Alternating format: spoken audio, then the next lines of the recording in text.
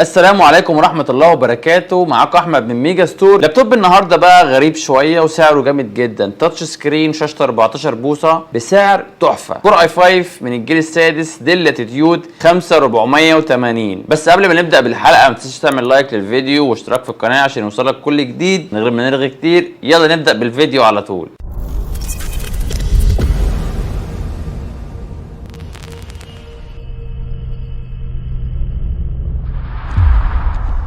اللابتوب كعادة ديل لاتيتيود بينزل بلون كله اسود، شاشته 180 درجة كالعادة بتاعت ديل لاتيتيود، بينزل من خامة كلها بلاستيك، بس طبعا مش اي بلاستيك، بيبقى بلاستيك قوي شوية. في طبعا منه نسخة بتنزل بكيبورد لايت ونسخة من غير لايت، دي النسخة اللي معانا اللي فيها كيبورد لايت مع شاشة تاتش سكرين بجودة صورة فول اتش دي. اللابتوب بيجي باتنين ماوس بوينتر في النص، دايما هتلاقيه موجود في معظم اللابتوبات الاستيراد خارج، وده التاتش باد بتاعته بيجي بكليك هنا، شكله حلو برده. اللابتوب بيجي بكاميرا ومايك وصوته عالي جدا، معظم الناس اللي بتشتغل اونلاين محتاجه لابتوب في الفئه السعريه المتوسطه ويكون فيه كاميرا ومايك وصوته عالي ودقه الكاميرا بتاعته بتكون كويس. طبعا برشح لهم اللابتوب ده. نيجي بقى للمخارج والمداخل بتاعه اللابتوب. اللابتوب من الجنب هنا في اليمين بيجي بمخرج سماعه ومخرج يو اس بي 3 ومخرج هنا لو انت عندك شاشه كمبيوتر عايز توصلها عليه. اللابتوب من ورا هنا بيجي بفتحات التهويه بتاعته، وده مخرج لللان لو انت عايز توصل كابل نت عليه، وده مكان لخط لو عايز تركب خط وتشغله، وده مخرج للاتش دي ام اي ويو اس بي 3 تاني، وده مخرج الشحن بتاعه. هنلف هنا نلاقي مخرج لاس دي كارد اللي هو مكان كارتة ميموري، ومكان لتايب سي لان ده مخرج مهم جدا وبيطلع مخارج كتير. في يو اس بي 3 تاني،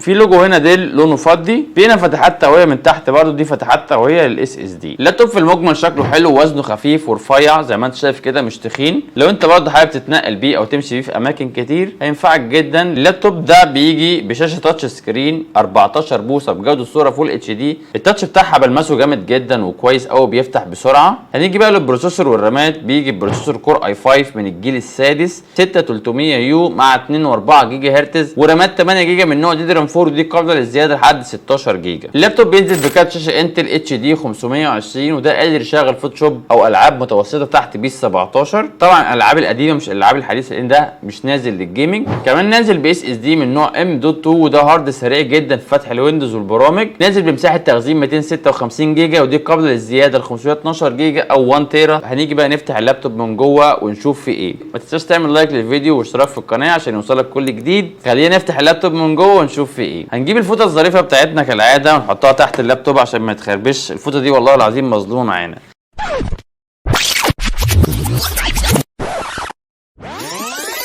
فتحنا اللابتوب من جوه وشفنا الاس اس دي بتاعه الام دوت 2 لسه متكلمين عنه، ودي البطاريه بتاعته، ودي الفانه بتاعته اللي هي بتطرد السخونيه بره اللابتوب، وده البروسيسور بتاعه، وطبعا دي البطاريه بتاعت الوقت والتاريخ. اللابتوب ما شاء الله كحاله عامه من جوه حالته كويسه جدا، مش باين عليه ان هو متهان او شقيان كتير. دي الرامات اللي هي 8 جيجا، وطبعا ممكن تضيف رامه 8 هنا يبقى 16 جيجا. قطع غيار اللابتوب ده موجوده كتير جدا لانها بتمشي على ال 5470 وال 5480، سواء بطاريه سواء اس اس دي سواء فانه. ما شاء الله توفر قطع الغيار بتاعته عشان اللابتوب منتشر جدا، فهتلاقي قطع الغيار بتاعته سهله ومش صعبه. هنقفل اللابتوب تاني بعد ما شفناه من جوه.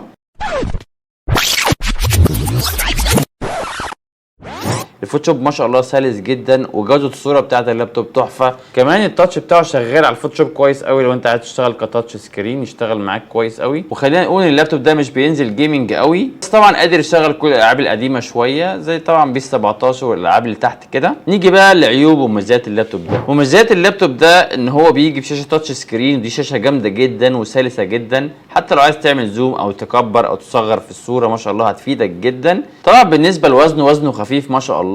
واكيد انا بنصح كل الناس ان هي تبتدي من الجيل السادس، لان الجيل الثالث والرابع دول خلاص كفايه عليهم قوي. خليك في رامات دي دي رام 4 مع اس اس دي ام دوت 2، طبعا هيفرق معاك في سرعه الجهاز. طبعا عيوب اللابتوب ده عيوب مش جامده قوي، عيوب كالعاده في اللابتوبات اللي هي البصمات، ان هي ايدك بتبصم عليه لو لمستها. وطبعا اداء اللابتوب بسيط بالنسبه لسعره، طبعا كويس جدا، بس هو بسيط لان ما فيهوش كارت جرافيك عالي، كارت شاشه انتل هيشغل لك اوتوكاد 2020 بس طبعا مش باعلى كفاءه. الشاحن بتاع اللابتوب ده بينزل بشاحن 65 واط، شاحن بيشحنه كويس جدا، بيشحنه في حوالي ساعه ونص او ساعتين. وقت البطاريه بيقعد معاك من ساعه ونص ل3 ساعات على حسب عمرها الافتراضي او هي بقالها قد ايه شغاله او صحتها، او على حسب الضمان اللي انت بتاخده من الشركه اللي بتشتريه منها. متوسط سعر اللابتوب ده من 5500 جنيه الى 6300 جنيه. استنوني في الحلقه اللي جايه مع لابتوب استيراد خارج تاني بنعمل له ريفيو تاني. بس قبل ما نختم الحلقه ما تنساش تعمل لايك للفيديو واشتراك في القناه عشان يوصلك كل جديد. اشوفكم في الحلقه الجايه على خير. كان معاكم احمد من ميجا ستور. يلا سلام.